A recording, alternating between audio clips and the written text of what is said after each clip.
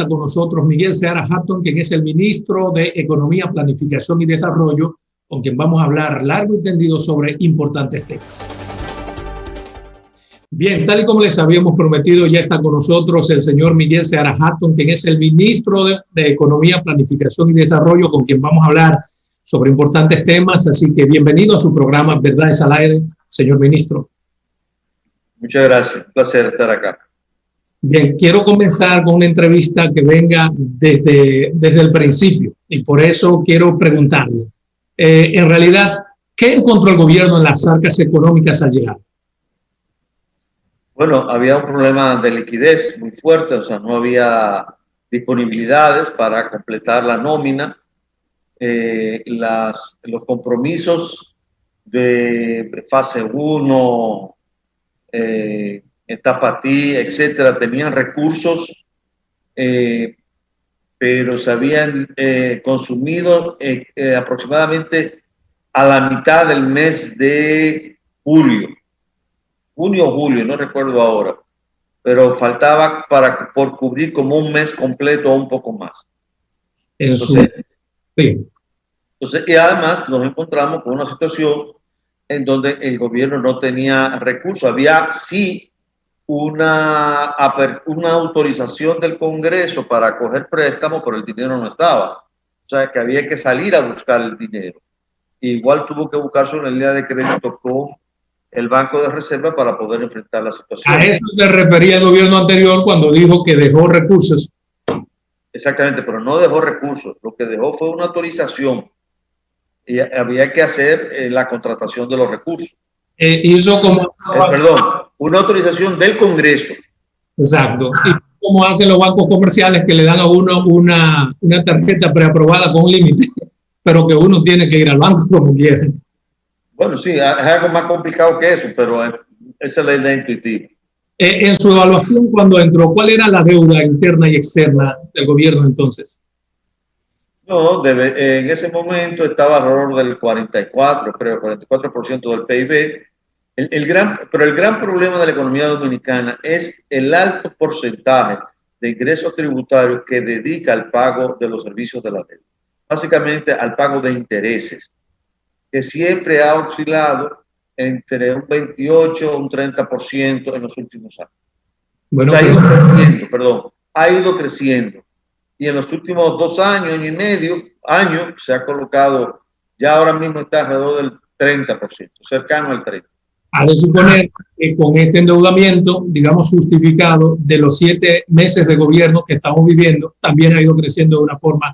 ¿En qué porcentaje? Se ha mantenido en alrededor de un 30%. ¿El endeudamiento? No, el endeudamiento no. El porcentaje de los intereses que se pagan como proporción de los ingresos tributarios, que es el verdadero cuello de botella. Porque la gente habla del porcentaje de la deuda en el PIB, pero la deuda no se paga con PIB, se paga fundamentalmente con los ingresos tributarios del gobierno, ¿no? Por eso es que mi pregunta dirigida a que me haya sido el porcentaje de endeudamiento en estos 7 meses, si es posible saber. No, ha aumentado alrededor del 55%, más o menos. Casi 108%. No un 55%. No, a un 55% del PIB. Oh, muy bien. Ha subido como 5, 6, 7 puntos porcentuales. Y no es mucha deuda en poco tiempo.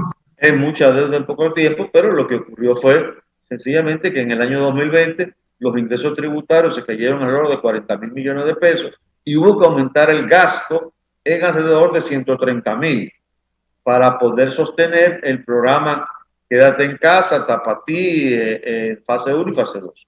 ¿Y cómo vamos a pagar una deuda con una economía que está en picada producto de factores externos?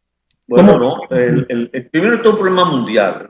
Sí, exacto. O sea, el 87% de los países del mundo tienen una recesión, una depresión económica. La economía se ha reducido, el crecimiento ha sido negativo el crecimiento. Cuando lo normal es como el 15 o 20% de los países. En segundo lugar, ha habido un déficit acumulado en el 95% de los países del mundo 95 y creo que hasta 97 vi en una de las estimaciones, por ciento de los países del mundo presentan déficit. Y más de, no recuerdo, bueno, no quiero decir un dato equivocado, pero la mayor parte está por encima de menos 5% del déficit público. Todo el mundo se ha endeudado producto de la pandemia, pero mi pregunta, ¿cómo podremos pagar ese endeudamiento? Bueno, eso será necesariamente una solución colectiva. No hay una solución en un solo país. No existe una solución en un solo país. O sea, el país que pretenda resolver este problema solo, pues está loco. O sea, debería ser como han propuesto algunos economistas que han dicho que los países más poderosos asuman deuda de los países menos poderosos, algo así, o facilitar. Probablemente va a haber algún plan de recuperación mundial, como fue el plan Marshall en su momento, después de la Segunda Guerra Mundial, como fue el programa de ayuda que se dio en la crisis del 2007-2008, ¿no? Va a haber un tipo de acuerdo internacional, porque no es verdad que nosotros, imagínense usted si ahora, después de salir de esta crisis, que es provocada por la pandemia, la crisis no es económica, no tiene un origen en la propia dinámica económica, sino que tiene un origen en una enfermedad. Claro. Ahora, si yo ahora, además de eso, ¿no? En el momento de recuperación de la economía, la corto porque decida un gobierno bajar el nivel de gasto para enfrentar el déficit, entonces vamos a tener doble crisis. Estamos apostando a que habrá una decisión mundial que ayude a paliar esta situación para todos los países. Eso es lo que intenta explicar. Fundamentalmente sí, claro, hay que tomar medidas internas, como que mejorar la calidad del gasto, revisar todo lo que se pueda revisar. O sea, tampoco es un cheque en blanco, ¿no? O sea, sino hay que tomar medidas internas que ayuden a aliviar los gastos, reducir gastos innecesarios, ¿no? Pero no bajar el nivel de gasto, sino es gastar donde se necesita y dejar de gastar donde no se necesita. Por ejemplo, las recaudaciones, los que ha hecho la Dirección General de Aduanas y, digamos, impuestos internos, son paliativos que pueden ayudar a esto, ¿o no? ¿Perdón, la qué?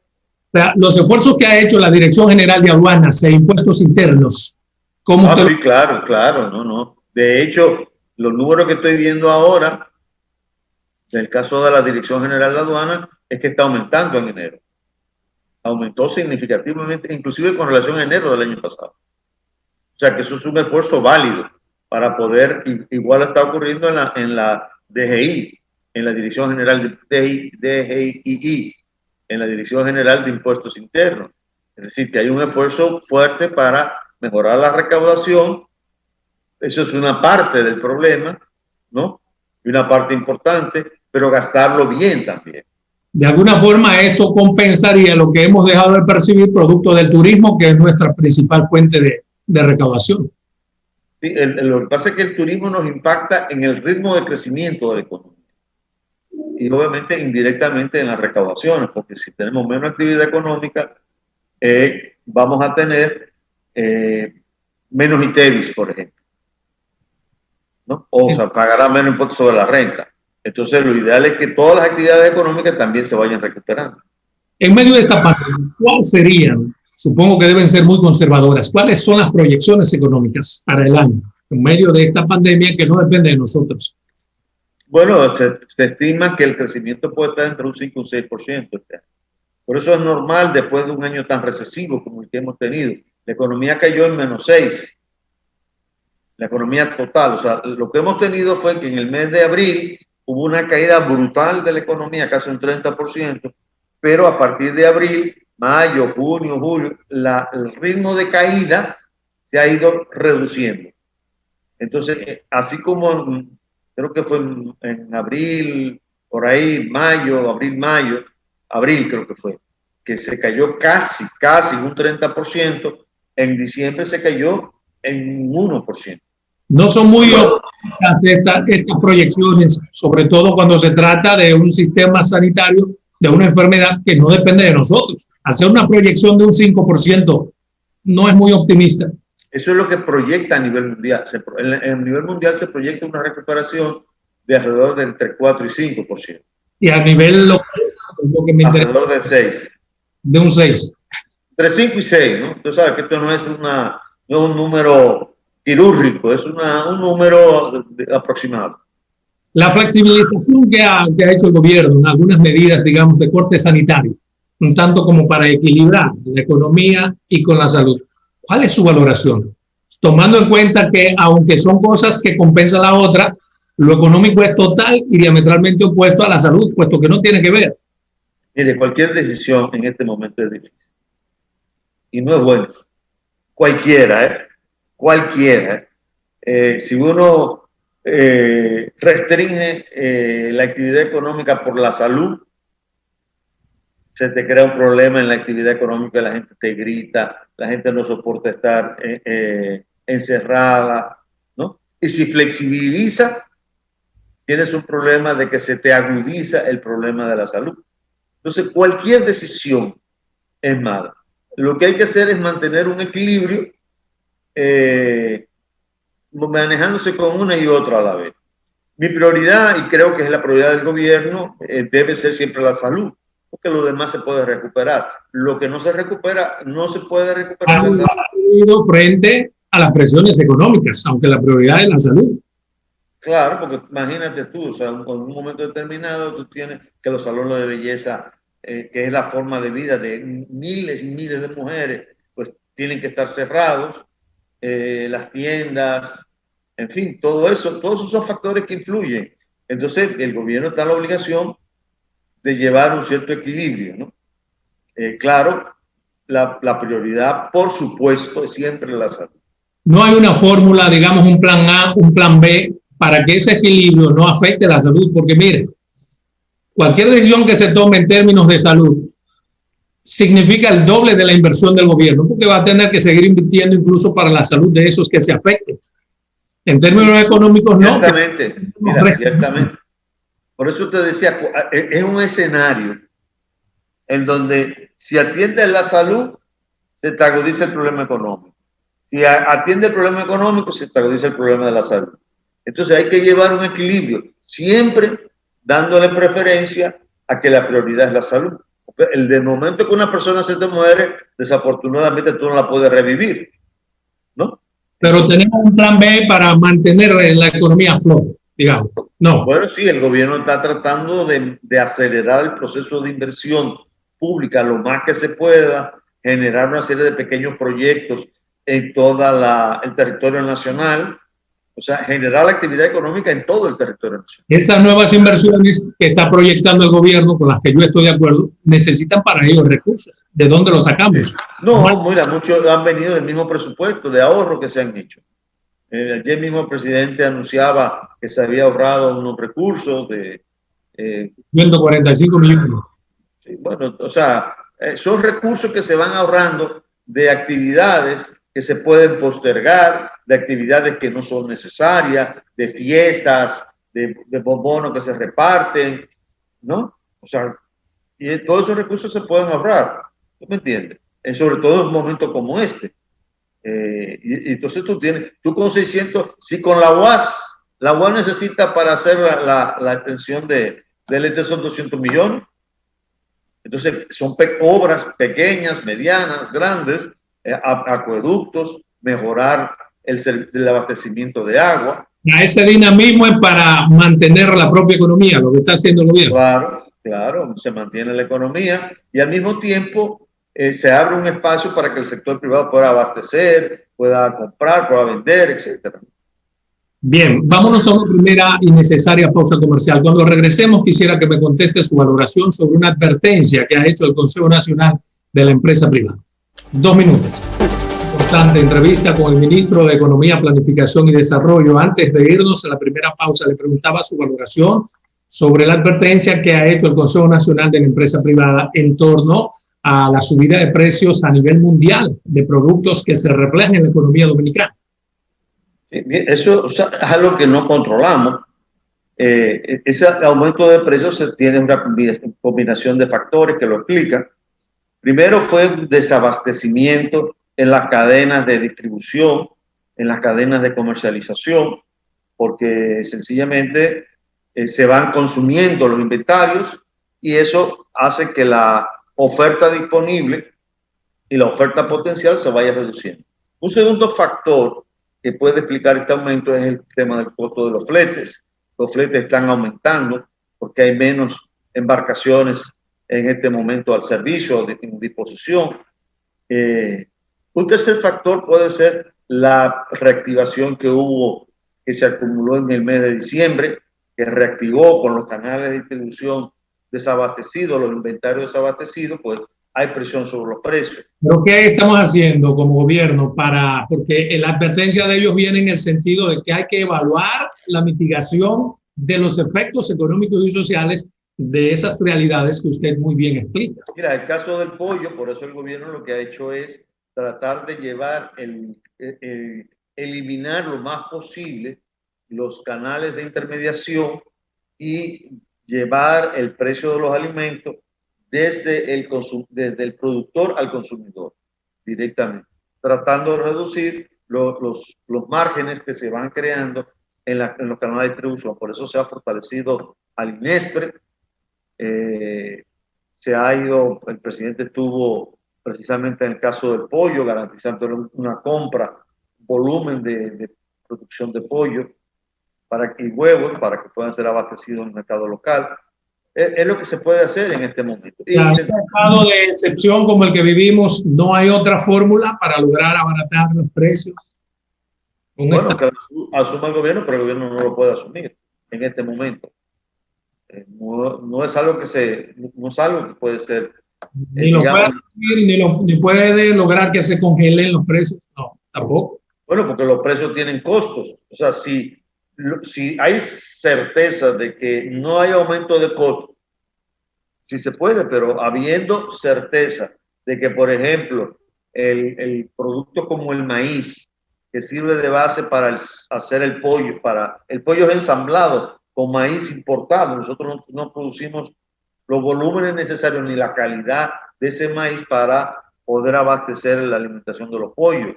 Sabemos que las grasas comestibles han aumentado a nivel internacional, los costos.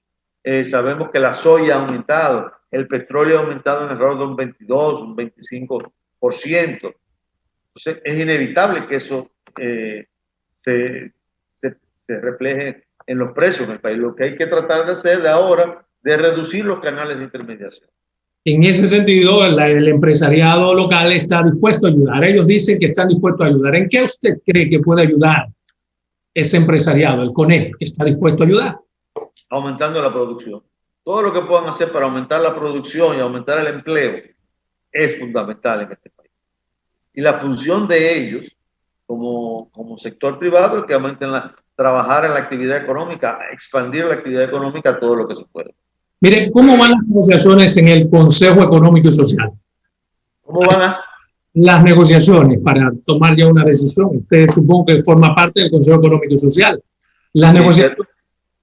Bueno, el gobierno ya tiene prácticamente listo un documento que en lo que se refiere al pacto eléctrico, o sea, ahí no hay problema. Eso es un proceso que sigue, digamos, su curso, y en la parte fiscal, el gobierno empezó desde el primer día a trabajar en el pacto, que es reducir, mejorar la calidad del gasto, transparentar el nivel de gasto, establecer prioridades de gasto. Todo eso son formas que contribuyen a darle transparencia al gasto público. Pero eso no es parte de la supuesta o de la promovida estructura o reformulación de un pacto fiscal. El gobierno, claro, esa es la parte fundamental, es la parte del gasto. Porque el gobierno tiene que decirle a la sociedad en qué va a gastar y cómo está gastando, y sobre esa base plantear los impuestos, porque el gobierno tiene legitimidad para salir a la calle y pedir más impuestos si tiene una mala estructura de gasto. O sea, la sociedad tiene que tener un control sobre la calidad del gasto, un registro, porque eso es lo que legitima al Estado para poder plantearse otros temas en el ámbito fiscal. Así es. Mire, el Banco Central mantiene una política monetaria de un 3% anual. no podría bajarse esa. Mira, ya llega un punto, de hecho, que la tasa de interés real es negativa. Porque ustedes dicen la tasa de interés de política monetaria es 3%, la inflación este año estuvo alrededor del 5%, entonces la tasa de interés es negativa. O sea que lo que te está diciendo que hemos llegado a un punto en donde la eficacia de los instrumentos monetarios son muy reducidos, porque no es un problema. Tú puedes poner la tasa de interés en cero, ¿no? En cero. Y darle un préstamo a alguien que le diga, mira, yo te doy un préstamo para que produzca zapatos. Pero si no hay quien te compre los zapatos, no lo vas a coger. En el caso del sector agrícola ha habido afortunadamente una reacción positiva, dando la tasa de interés a cero, ¿no? Sí. Que es los 5.000 millones. Pero eso es algo que consume todo el mundo. O sea, la gente tiene que comer. Y por lo tanto está asegurado la tasa de intereses ceros. Hay algunos que proponen, por ejemplo, que esa misma tasa de intereses cero se lleve a unos sectores, digamos, mucho más importantes. Por ejemplo, hay tasa de interés cero para una compra de un vehículo que no es determinante, que debería hacerse para otros sectores. No, tasa de interés cero para un vehículo no. Para compra de vehículos o para otro tipo de oferta que se hacen, ¿no? O de tasas muy bajas para cosas que no son determinantes en este momento económico. Bueno, lo que ha hecho el Banco Central desde marzo es inyectarle liquidez a la economía, ¿no? Lo ha hecho todo el tiempo. Eso lo ha hecho el Banco Central dando facilidades, líneas de descuento, facilidades de encaje, todas las modalidades que puedan haber que le inyecten liquidez a la economía. Lo ha hecho el Banco Central. Lo que ocurre es que las medidas monetarias en este momento ya no tienen el mismo impacto que el resto de las medidas, por ejemplo, fiscal, que es más directa. Ahora, también tenemos un problema de que en el ámbito fiscal estamos llegando a ciertos límites, ¿no? de restricción. Exacto. En ese sentido, los industriales han propuesto un consejo de reactivación económica para crear. ¿Cuál es su valoración sobre esta propuesta que hacen los industriales? El gobierno va a plantearse está haciendo un documento, una estrategia de reactivación económica, por supuesto. ¿Pero lo está haciendo sola o va a incluir a los industriales que han pedido buscar medidas? Claro, se va a incluir a todo el mundo, porque ahora lo que puede hacer el Estado es garantizar con los propios recursos que maneja el Estado, bueno, tratar de invertir y diseñar un plan que se va a invertir, de dónde se va a invertir, cómo se va a invertir, cuáles son las prioridades y tratar de que esa inversión se agilice lo más rápido posible. El plan de vivienda feliz, por ejemplo, que ha implementado el presidente, es parte de esa propuesta. Claro, eso es un ejemplo. Mira usted, perfectamente lo está identificado. Exactamente. ¿Cómo puede influir eso, a su entender? Bueno, eso serían alrededor, si mal no recuerdo, creo que son como 30.000 viviendas, ¿no? No me acuerdo exactamente el número, pero hay todo un plan de mantenimiento de las viviendas, de ayudar a cambiar el zinc, cambiar el piso, etcétera. Y hay otro de que es viviendas solidarias y viviendas sociales para beneficiar a los grupos más pobres. ¿En qué porcentaje la economía dominicana está supeditada a factores externos? O dicho de otra forma, ¿en qué porcentaje podemos nosotros tratar de blindarnos e intentar desarrollar nuestra economía sin esa influencia externa? No, eso no es posible en este mundo de hoy. ¿En ningún porcentaje? Sí, se está tratando de hacer eso, pero petróleo. Nosotros producimos petróleo. No, pero yo por eso le digo, ¿en qué porcentaje? Gas. No producimos gas. Bueno, se puede hacer, por ejemplo, en el caso de los alimentos.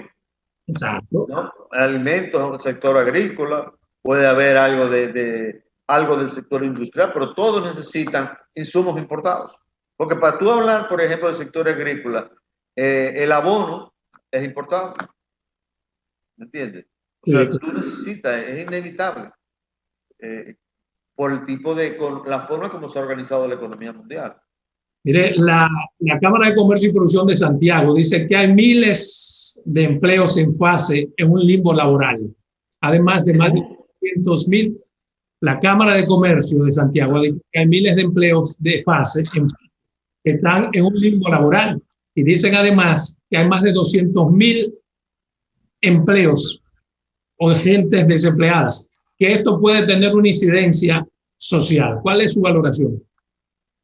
Bueno, por eso es que la prioridad del gobierno es crear empleos, que se creen empleos productivos en la economía dominicana. Esa es la prioridad número uno del gobierno. Y lo ha dicho desde que llegó. El gobierno tenía una idea, el presidente Abinader tenía la idea muy clara de crear 600.000 empleos. Pero llegamos y en el mes de marzo, abril, hasta mayo, se perdieron 500.000 de empleos. En el caso de empleos formales, pero ya afortunadamente se han recuperado más de 300.000 empleos formales. O sea que es un asunto de esperar que se reactive la economía para que se reactiven los empleos. Claro, porque en realidad el aparato productivo está ahí. No ha habido parte del aparato productivo que se ha dañado, por supuesto, por lo prolongado que ha sido esta crisis de demanda, esta crisis de ajuste por lado de la demanda agregada. O sea, nadie pensaba que íbamos a estar en el mes de febrero, ¿no? Ya vamos a cumplir un año en esta situación. Así es. Mire, a mí me llama mucho la atención que en los últimos días, digamos en el último mes, ha habido un aumento inusual de los productos que vienen desde China. ¿Qué está pasando? ¿Hay alguna razón que justifique de esa? Pero es de una forma desproporcional. Yo entiendo el precio de los fletes, que ha aumentado el valor, pero ¿está pasando algo en nuestra relación económica en ese sentido? No, nada. O sea, No. hace poco nosotros acabamos de recibir en este ministerio una contribución del gobierno chino para la pandemia, con mucha expresión de solidaridad del pueblo chino con el pueblo dominicano y del gobierno chino con el gobierno dominicano. Así que no hay ninguna tensión, no hay ninguna diferencia en nada. Inclusive en los programas de cooperación siguen creciendo. No es normal que hayan aumentado de una forma desproporcionada los... Es una mezcla de circunstancias. Te estoy diciendo, mira, la recuperación que hubo en diciembre frente a canales de distribución desabastecidos, te levantó los precios. ¿Entiendes? En la misma Unión Europea, perdón, la OPEP ha tratado de aumentar el nivel de precio, de reducir la oferta. En el caso del petróleo, ¿me entiendes? O sea que la gente se está defendiendo y en esa defensa influyen o hacen políticas, en el caso del petróleo, por ejemplo, cortar la oferta de petróleo. Y eso te crea una presión sobre el precio del petróleo. Mira, una preguntita entre usted y yo. Así como que no quiere la cosa, el dólar está casi al 60 por 1. ¿Cuál es su valoración? El dólar se ha estabilizado. ¿Está estabilizado? Sí, sí. Hoy amaneció con un precio diferente al de ayer. ¿A un precio de ayer? Diferente al de ayer. No, yo creo que está más o menos a... ¿Cuánto? Con 3 puntos porcentuales más. No, Y así está ahí, ya tenemos un dólar a 58,49 la compra y al 57 contando la venta. O sea, yo lo que quiero saber, ¿no les preocupa que el dólar haya estado tan alto? El dólar, realmente en un principio sí. Inclusive, cuando se llegó al gobierno, acuérdate que previo a las elecciones se disparó el tipo de cambio. Afortunadamente, se dieron una combinación de circunstancias. Primero, se disparó por la incertidumbre y por lo que se decía que iba a ser el gobierno nuevo, etcétera. Eso se disipó. Ahora, la demanda real de dólar se ha mantenido más o menos constante porque, se ha reducido casi a la par de lo que se ha reducido los ingresos de divisa. Se cayeron los ingresos de divisa, se cayó el turismo por el problema que todo el mundo conoce, se cayeron las exportaciones y por iguales circunstancias. Pero al mismo tiempo, como se cayó la actividad económica en el país, también se redujeron las exportaciones. Y entonces el balance entre exportaciones e importaciones se mantuvo. Y el factor especulativo que estaba asociado, por ejemplo, a la crisis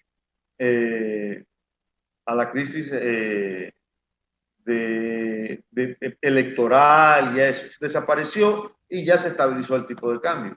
porque no hay una razón de demanda actualmente, a menos que no sea para importar bienes y servicios para la demanda de dólar, ¿no? La estabilidad del dólar debe ser en 58 entonces. Sí, más o menos, claro que sí. Vámonos a una segunda pausa comercial. Regresamos en 2 minutos. Bueno, continuamos con esta interesantísima entrevista con el señor Miguel Seara Hatton, quien es el ministro de Economía, Planificación y Desarrollo. Me gustaría saber, los adelantos que está aportando la Barrigor, ¿siguen? No, pues fue para el año pasado. O sea, fue simplemente en ese momento, no hay otras partidas que tengan que dar. No. ¿De cuánto fue ese adelanto, si se puede saber? No me acuerdo, sustituía los impuestos que se iban a crear. Ahora mismo no recuerdo el monto de la cifra. ¿Y qué le dimos a cambio a la señora Barrigor? No, nada. Nada.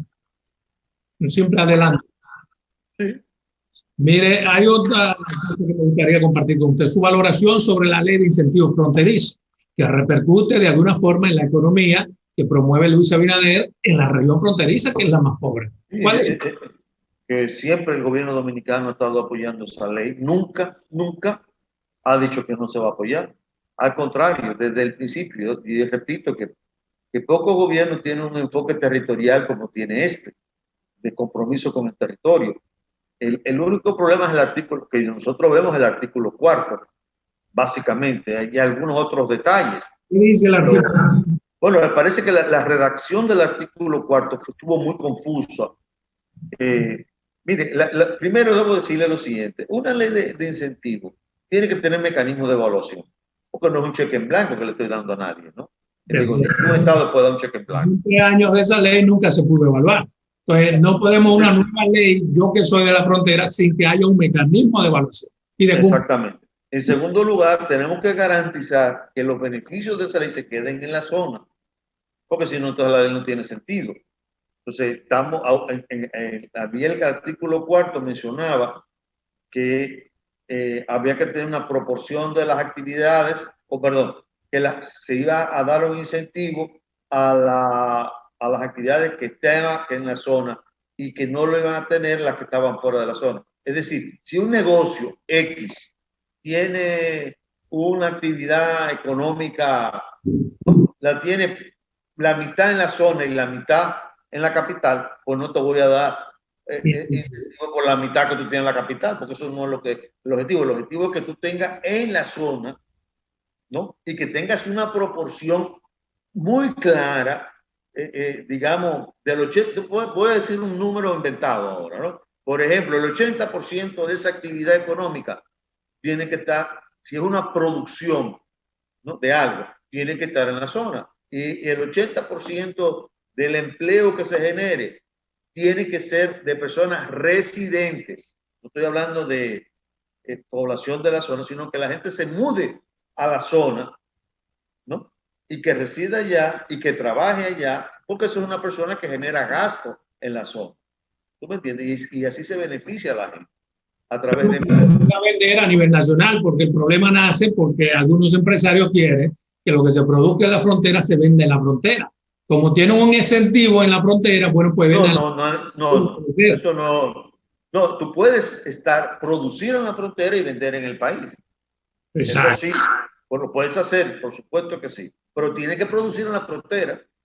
Y la mayoría de tu negocio, si es producción, estamos hablando de producción, tiene que ser en la frontera. Y la mayoría de tu empleo que se genera puede ser en la frontera. Ahora, puede haber criterios y decir, bueno, una empresa de servicio tiene que ser X porcentaje el empleo que esté en la frontera. El gobierno va a emitir una opinión sobre esa ley de incentivos fronterizos, porque yo creo que eso le corresponde también. ¿Perdón, quién? Si el gobierno central, como parte interesada en dinamizar la economía y responsable de todo el país, emitirá su opinión sobre la aprobación o no de esta ley de incentivos. Pero ya el presidente lo dijo públicamente. Hizo una declaración el lunes de esta semana. Eso es una aclaración formal, porque eso tiene que ir al Congreso.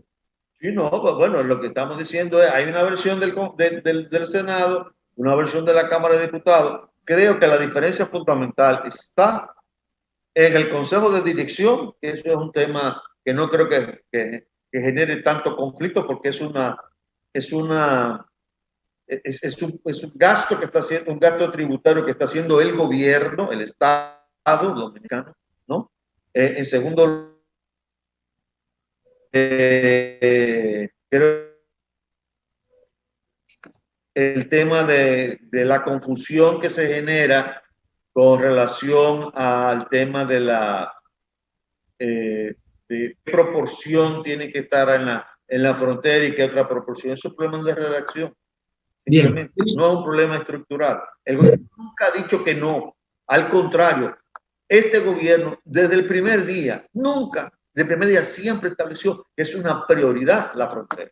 Además, de hecho, el presidente ahí, para el desarrollo fronterizo, sería una contradicción decir que no, promoviendo Pedernales y la frontera y oponerse a una ley que sería algo importante para nosotros. Mire, nosotros mismos acabamos de estar, este ministerio acaba de estar al inicio de esta semana en Dajabón. Le quiero preguntar sobre eso. Usted sostuvo una reunión con las gobernadoras de la frontera.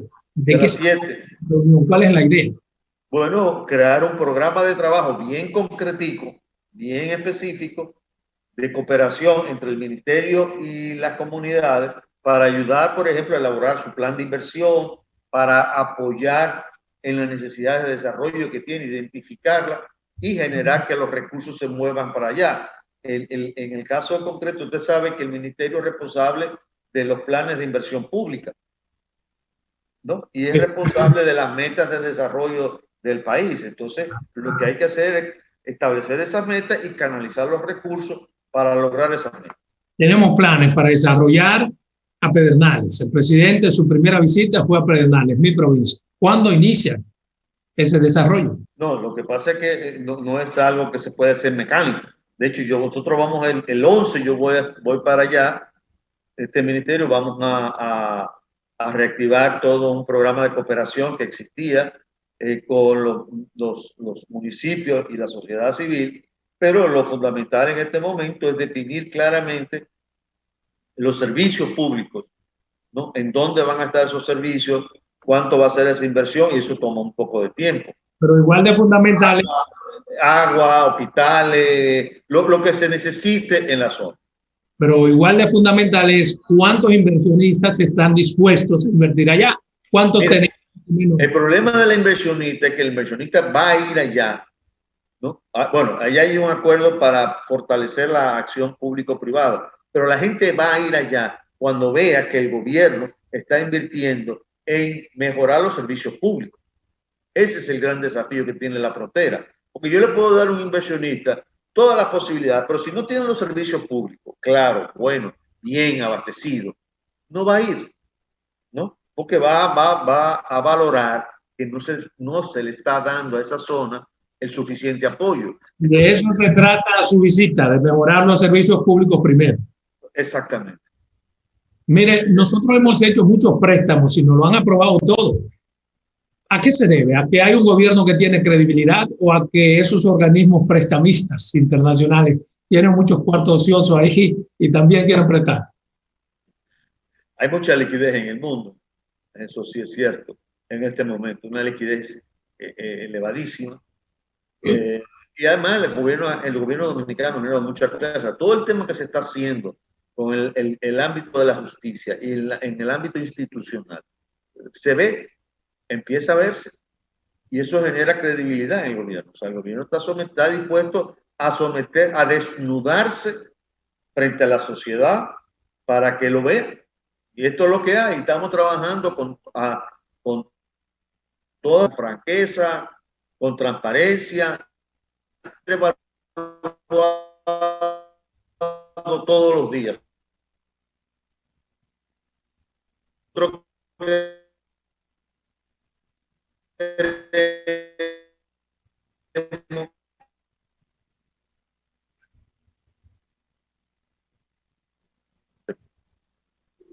No sé si soy yo. No soy yo la última parte. Puede repetirla, por favor. Sí, te digo que no todos los gobiernos del mundo están dispuestos a someterse a este escrutinio público. O sea, estamos dispuestos a que nos revisen todo. y eso es una forma de tú adquirir legitimidad. El gran problema del Estado dominicano es que no tenía legitimidad. Así es. Mire, hubo una propuesta la semana pasada que circuló tanto a nivel nacional como internacional de grabar con un 0.1% las remesas de los dominicanos que viven en el exterior para ayudar quizás a los mismos dominicanos en el exterior. Propuesta Jaques se le llama, porque la hizo el hijo Jaques. ¿Eso se consensuó en el gobierno? ¿Fue no, eso no existe. Eso no existe. Solo? No, eso fue una expresión que fue por un Twitter. O sea, fue algo muy... un comentario. No hay nada de eso. Eso nunca se ha pensado en eso. ¿Ni existe esa posibilidad? Ni existe esa posibilidad. No, eso nunca se ha discutido, nunca se ha hablado. No, yo nunca lo he escuchado en el gobierno. Eso fue simplemente un comentario de alguien que dijo y lo reprodujo Eligio. Sí. Alguien que dijo, alguien lo dijo. Sí, yo sé. Y eso ha creado esta cosa. Pero el gobierno, al ver eso, lo evalúa y ve si es pertinente o no. Usted acaba de decir. No. Eso nunca se ha pensado, te lo digo un no rotundo. Quiere decir que por ahí aparezca alguien que diga, póngale impuesto al oxígeno. ¿Tú me entiendes? Yo le estoy uno respira. Eso... hablando con el ministro de Economía, Planificación y Desarrollo. En términos periodísticos, esa es la principal fuente económica para esos fines. O sea, lo que me diga un tweet carece de validez frente a lo que usted me acaba de decir. Sí, no. Bien, en buen periodismo. Mire, pero hay otra propuesta, también déjame aprovechar, de comprar un edificio de alrededor de $30 millones allá para albergar a la delegación diplomática. Eso sí, tiene que ver con erogación de fondos y apartarlo, y es su responsabilidad. No, yo no conozco ese proyecto. No, la Cancillería probablemente es la que esté a cargo de eso. Bueno, pensé que como es un paquete... No sé, no. Digo porque la Cancillería, sé que en algunos países existen, creo que en España, creo que la casa de la embajada en Washington es del gobierno dominicano, y en algunos países... ¿Cómo debe ser? Ha habido donación del gobierno anfitrión o ha habido compras, pero no sé, no conozco exactamente ese caso. Mire, ¿cómo usted cree que pueda impactar en términos económicos la decisión de la Dirección General de Aduanas de lograr reducir de 72 horas a 24 horas los trámites aduanales para que fluyan las mercancías? Mire, eso es parte de todo el trabajo que se está haciendo con el Consejo Nacional de Competitividad, que está haciendo un gran trabajo de hacer más eficiente, digamos, la infraestructura logística para hacer negocio en la República Dominicana. La gente se queja con razón de que hay mucha arbitrariedad, hay mucho tiempo, se toma mucho tiempo una decisión. Todo eso tiene que controlarse, tiene que reducirse, porque esos son costos que al final influyen en nuestra competitividad y reduce la competitividad del país. Entonces eso es muy positivo, y no solamente eso, hay muchas medidas. Hay un catálogo, creo que vi una cosa como 60, no me acuerdo exactamente, pero un catálogo de medidas que hay que hacer, que hay que tomar, que tienen que ver con reducción de... Finalmente, tengo una última pregunta. Luis, me dicen que es muy riguroso, lo llama él sigue el seguimiento económico, lo llama cada momento. ¿Cómo es Luis en esas actividades? Él es una persona de detalle y de digamos, el conjunto, y ve el detalle. Pero le da seguimiento. Él le da seguimiento, sí. Bueno, para mí ha sido un inmenso placer tenerlo aquí en su programa Verdades al Aire. Cuando usted entienda que tiene algo que aportar al país, están abiertas las puertas, así que gracias por permitirnos llegar al país con esas explicaciones interesantes. Bueno, un gusto. Un placer.